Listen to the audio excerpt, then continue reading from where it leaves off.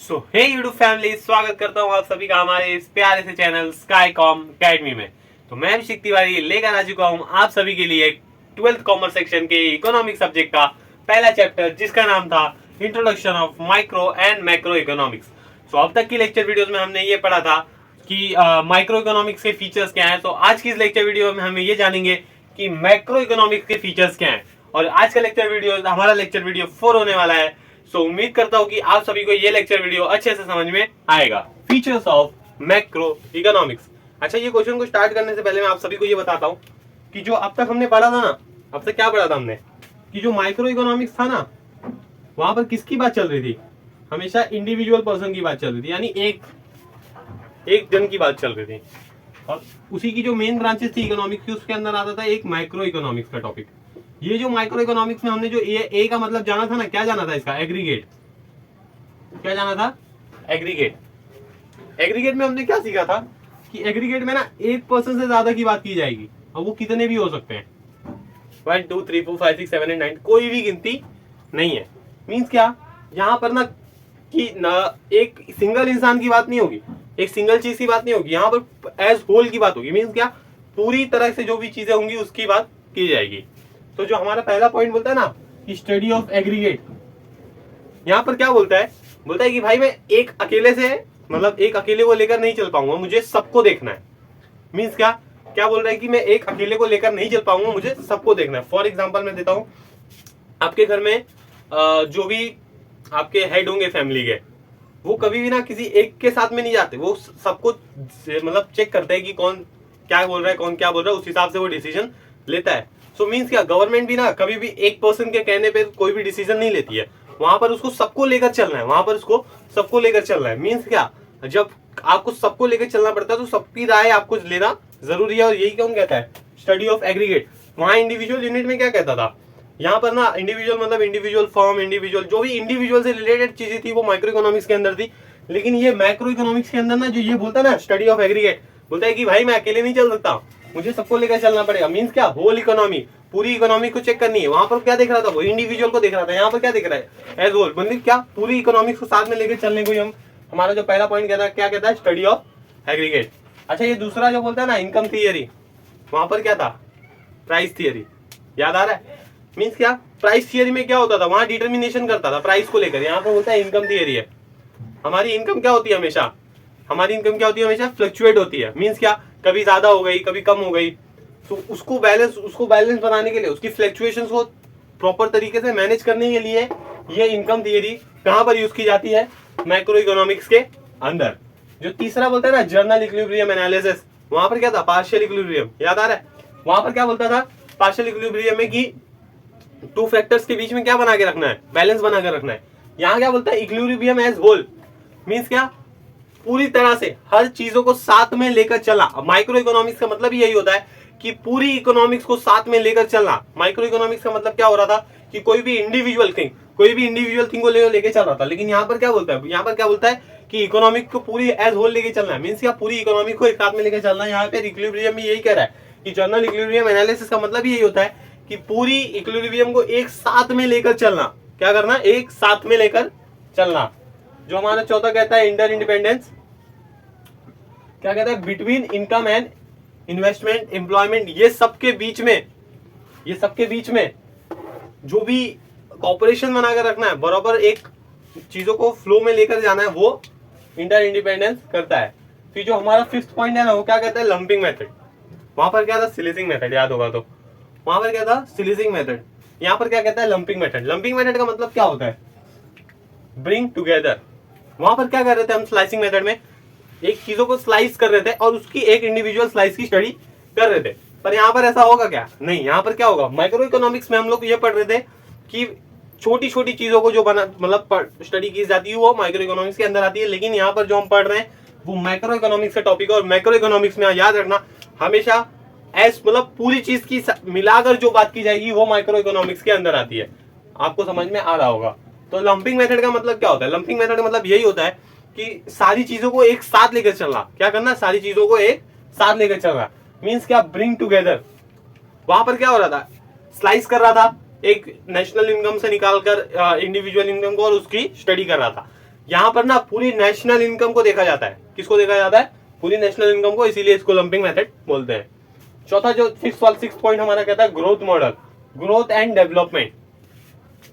Growth and development micro economics के अंदर ऐसा नहीं हो रहा था, लेकिन मैक्रो इकोनॉमिक्स का टॉपिक है ना, ये मैक्रो इकोनॉमिक्स का टॉपिक, ये मैक्रो इकोनॉमिक्स के टॉपिक के अंदर हम क्या कर रहे हैं, पूरी स्टडी को एग्रीगेट कर रहे हैं। मींस क्या, पूरी स्टडीज को एक साथ लेकर चल रहे हैं। तो जब एक साथ लेकर चलेंगे ना, तो उसका ग्रोथ और डेवलपमेंट, ये दो मेन इंपॉर्टेंट पॉइंट होते हैं मैक्रो इकोनॉमिक्स के अंदर, और वो ज्यादा इंपॉर्टेंस करता है। मींस क्या, आपकी ग्रोथ को डेवलप करता है और आपको आगे बढ़ने में हेल्प करता है। फिर हमारा जो है जनरल प्राइस लेवल, मैंने अभी तक आप सभी को बताया, इसके पहले भी जो हमने क्वेश्चन किया था स्कोप ऑफ मैक्रो इकोनॉमिक्स का, उसके अंदर भी हमने देखा था कि ये एक मार्कर का प्राइस कैसे डिटरमाइन किया जाएगा, मैन्युफैक्चरर को कितना प्रॉफिट होना चाहिए, होलसेलर को कितना होना चाहिए, रिटेलर को कितना होना चाहिए, और इन सबको देखने के बाद भी ये डिसाइड करना चाहिए कि वो कंज्यूमर के पहुंचने तक क्या वो प्राइस जो है वो कंज्यूमर तक पहुंच, जब तक वो कंज्यूमर को पहुंच रहा है, वो प्राइस क्या एक नॉर्मल इंसान के लिए बाय करने के लिए क्या वो प्राइस सही है। अगर नहीं सही है तो फिर से उसको पूरा डिटरमाइन किया जाएगा, और उसके साथ साथ तब उसका प्राइस जाकर निकाला जाएगा। वही बोलता है कि प्राइस डिटरमाइन मीन्स क्या, इस प्रोडक्ट का प्राइस कितना होना चाहिए कि एक नॉर्मल इंसान भी बाय कर ले। सो उसी को डिटरमाइन करने के लिए हमारा माइक्रो इकोनॉमिक्स का जो ये टॉपिक है वो लेकर आता है किसको, जनरल प्राइस लेवल को। फिर जो हमारा चौथा पॉइंट आता है वो है पॉलिसी ओरिएंटेड। किस चीज की पॉलिसी प्रोमोट करेंगे? फॉर एग्जांपल आपके लिए कोई भी, आपके पास कोई भी पॉलिसी बनकर जब आती है, तो उस पॉलिसी में आप क्या देखेंगे, कि इकोनॉमिक की ग्रोथ कितनी हो रही है, एम्प्लॉयमेंट कितनी है, और फिर हम देखेंगे कि इन्वेस्टमेंट कितना हो पाएगा उसके अंदर। तो इन सारी चीजों को पूरी तरह से एनालिसिस करने के बाद ही हम ये डिसाइड करेंगे कि हमारी ये जो पॉलिसी है इसको प्रमोट करना चाहिए। आप कोई भी पॉलिसी को ऐसे ही थोड़ी ना प्रमोट कर दोगे, उसकी पूरी तरह से जानकारी करने के बाद आपको पता चलेगा कि क्या ऐसी चीज है जो कि आप उस पॉलिसी में आ रही है और वो पॉलिसी क्या लोगों के लिए सही है, उसके बाद ही आप उसको प्रमोट करेंगे। और ये सब काम कौन करता है? Macro economics. सो आइए देखते हैं कि क्या जो हमने ये सारे पॉइंट्स पढ़े हैं, क्या ये सारे पॉइंट्स हमारे जो टेक्स्ट बुक में दिए हुए हैं, तो क्या हमने जो अब तक सीखा क्या वही एक्सप्लेनेशन हमारी टेक्स्ट बुक में दिए हुए है कि नहीं। सो अगर आप सब ये चीज रीड करेंगे तो आप सभी को एक प्रॉपर आइडिया आ जाएगा कि एग्जाम में आंसर लिखना कैसे है। तो अभी आप सभी को यहाँ पर एक स्क्रीन विजिबल हो रही होगी। सो उस स्क्रीन पर देखिए क्या लिखा है। जो हमारा पहला पॉइंट है वो क्या कहता है, study of aggregate. Study of aggregate में क्या कहता है, micro economics deals with study of economy as whole. मैंने आप सभी को बताया कि होल इकोनॉमिक्स को वो स्टडी करने वाला है। It is concerned with the aggregate concept such as national income, national output, employment, national employment, general price level, business cycle etcetera. मैंने आप सभी को यही बताया कि अभी तक कि जो माइक्रो इकोनॉमिक्स हमने स्टडी की थी, वहां पर बोलता था कि इंडिविजुअल फॉर्म में होता है, इंडिविजुअल हाउस होल्ड। यहाँ पर कहता है कि नेशनल चीजें होंगी, सारी की सारी नेशनल चीजें होंगी। मैंने बोला ना सबको एक साथ में लेकर चलेगा। फिर उसके बाद बोलता है कि इनकम थियरी में क्या बोलता है, micro economics studies the concept of national income, its different elements of method of measurement and social media accounting. Macroeconomics deals with the aggregate demand, aggregate supply. बोलता है कि एग्रीगेट डिमांड यानी सब लोग की डिमांड और सब लोग के लिए सप्लाई करने के लिए कौन काम करता है, माइक्रो इकोनॉमिक्स काम करता है। It explains the cause of fluctuation in the national income that leads the business cycle, for example inflation, disinflation.